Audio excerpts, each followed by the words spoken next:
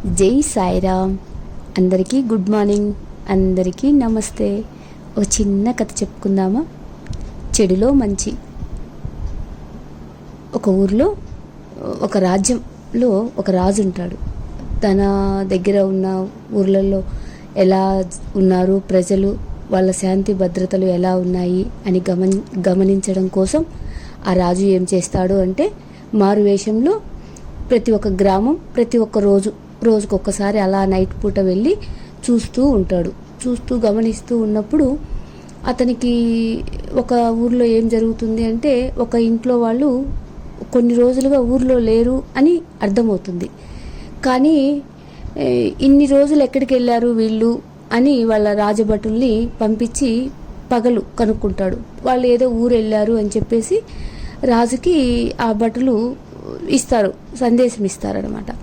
అప్పుడు ఆ రాజుగారు ఏం చేస్తారంటే, ఆ ఇంటి వైపు తిరుగుతూ ఉంటారు.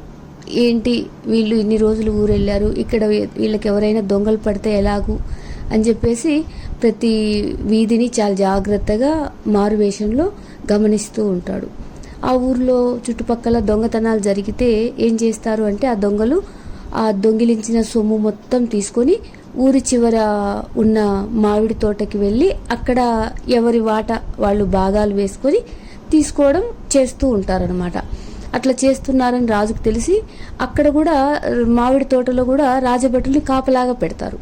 కాపలాగా పెట్టేటప్పటికి ఈ దొంగలు ఏం చేస్తారు అంటే, మనం దొంగతనం చేసిన సొమ్ము పంచుకోవాలి అంటే వీలుగా లేకుండా పోయింది, మనం ఎలా చేయాలి అని ఆలోచిస్తారనమాట.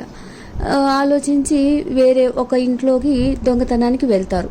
వెళ్ళి దొంగతనం చేసుకొని ఆ ఇంట్లో లైట్ వెలుగుతూ ఉంటుంది. ఈ రాజు గమనిస్తాడు, వీళ్ళ ఇంట్లో ఊర్లో లేరు కదా, వీళ్ళ ఇంట్లో ఎందుకు లైట్ వెలుగుతుందని అలా గోడ చాటుకు వెళ్ళి కిటికీ దగ్గర గమనిస్తారు. గమనించగానే ఇంటి లోపల ఇద్దరు దొంగలు దొంగతనం వాళ్ళ ఇంట్లో సొమ్ము మొత్తం తీసుకొని కూర్చొని అక్కడే పంచుకోవాలని ప్లాన్ వేస్తారు. వాళ్ళ మాటలు రాజుగారు ఇలా వింటారు. వాళ్ళు అంటారు, మనము దొంగిలించిన సొమ్ము మామిడి తోటలో పంచుకోవాలి అంటే ఈ రాజు మనకి అక్కడ రాజభటులను కాపలా పెట్టాడు, మనం అక్కడికి వెళ్ళి పంచుకోవడానికి కుదరదు, అందుకని మనం ఇక్కడే మన వాటాలు మనం వేసుకుందాము అని చెప్పేసి అనుకుంటారు. అనుకోగానే సరే అని చెప్పేసి ఈ ఇద్దరు ఉంటారు కదా దొంగలు, భాగాలు వేసుకుంటారు. భాగాలు వేసుకొని ఒక దొంగ ఇంకొక దొంగని అడుగుతారు, ఈ సొమ్ము అంటే ఈ ధనము అది నువ్వేం చేస్తావు అని అడుగుతాడు ఒక దొంగ ఇంకొక దొంగని. అప్పుడు ఆ దొంగ చెప్తాడు, ఈ సొమ్ముని ఈ డబ్బును నేను పేదవాళ్ళకి వేదం చదువుతూ ఏ ఉపాధి లేకుండా వేదం నేర్చుకొని 10 మంది క్షేమం కోరే వేద పండితులకు వాళ్ళకు అవసరమైనటువంటి అంటే ఆహారం కానీ ఉండడానికి కానీ వాటికి సంబంధించి వినియోగిస్తాను నేను ఈ సంపద మొత్తము అంటాడు.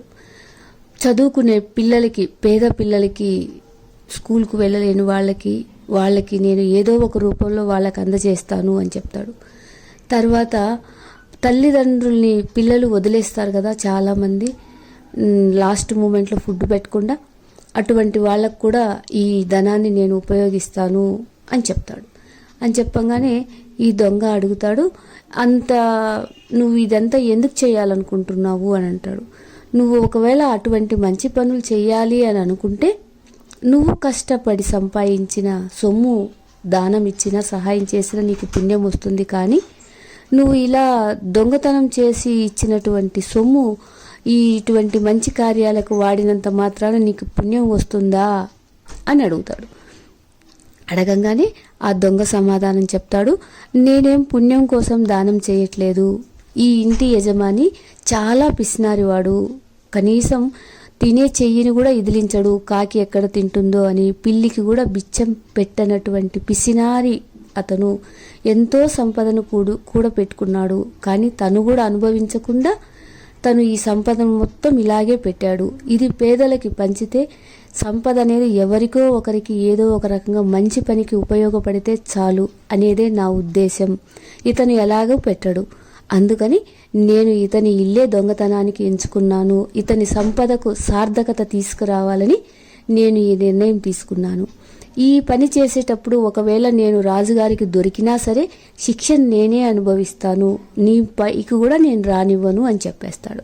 సరే, బాగానే ఉంది నువ్వు చేసే పని, మరి నీ కుటుంబ పోషణకి ఎలా చేస్తావు అంటే, నా కుటుంబ పోషణను మాత్రము నేను కూలి పని చేసుకొని నేను సంపాదించిన డబ్బుతో మాత్రమే నా సంసారాన్ని నేను పోషిస్తాను. మా తల్లిదండ్రులకు కాశీ వెళ్ళాలని ఎంతో ఆశ, కనీసం మా తల్లిదండ్రులని కాశీకి పంపించే అంత ధనాన్ని నేను సంపాదించాలి అని నా ధ్యేయము అని అంటాడనమాట. అన్నప్పుడు ఈ దొంగ ఆశ్చర్యంగా ఇంకొక దొంగ వైపు చూస్తూ ఉంటాడు. దానికి ఆ దొంగ చెప్తాడు, ఊర్లో శవం కనపడితే మనం అశుభం అంటాము, అదే కాశీలో శవం కనపడితే 2 చేతులెత్తి దండం పెడతాము. ఇక్కడ గోచి పెట్టుకున్నటువంటి వ్యక్తి ఊర్లో తిరుగుతూ ఉంటే కనీసం ఒంటి నిండా బట్టలు కూడా కట్టుకోవడానికి లేని పేదవాడు అని అసహించుకుంటాము. అదే కాశీలో ఆ గోచి పెట్టుకొని కనిపించినటువంటి వ్యక్తికి 2 చేతులెత్తి దండం పెట్టి ఆ పరమశివుడు లాగానో ఆ మహావిష్ణువో అని భావించి మనం ఎంతో పవిత్రంగా ఒక సాధువు మునిని మహర్షిని దర్శనం చేసుకున్నంత అనుభూతి పొందుతాము అని చెప్తారు. అని చెప్పంగానే ఆ దొంగ అన్నీ ఆలోచించుకుంటూ అలా నివ్వెరపై చూస్తూ ఉంటాడు. ఈ గోడచాటుగా వింటూ ఉంటాడు కదా రాజు, వీళ్ళు చేసే ఈ చెడ్డ పని కూడా ఇంత మంచి పనికి ఉపయోగిస్తున్నారా అని చెప్పి ఆలోచించుకుంటూ రాజు అలాగే కూర్చుంటాడనమాట. వీళ్ళు దొంగతనం చేసుకొని తర్వాత ఆ డబ్బును తీసుకువెళ్ళి వీళ్ళు అన్నది కరెక్టేనా కాదా అని చూస్తే వీళ్ళు పేదవాళ్ళకి, పండితులకి, స్కూల్లో అందరికీ ఈ డబ్బు దానం చేసిన విషయం రాజు సేకరిస్తారనమాట.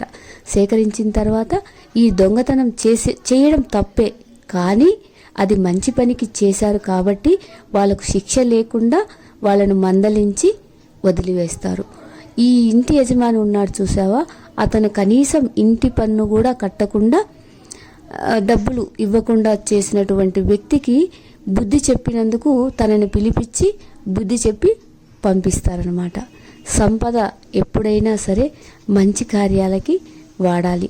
ఉన్నంత వరకు వాడుకొని ఏదైనా కొంత అయినా సరే పేదలకి, అవసరమైన వారికి అందచేయడంలో పుణ్యం తర్వాత వాళ్ళకు ఉపయోగపడుతుంది అని చెప్పి మనం మనస్తృప్తి పొందాలి. ఇటువంటి అవకాశాన్ని ఇచ్చినందుకు థ్యాంక్ యూ సాయిరామ్.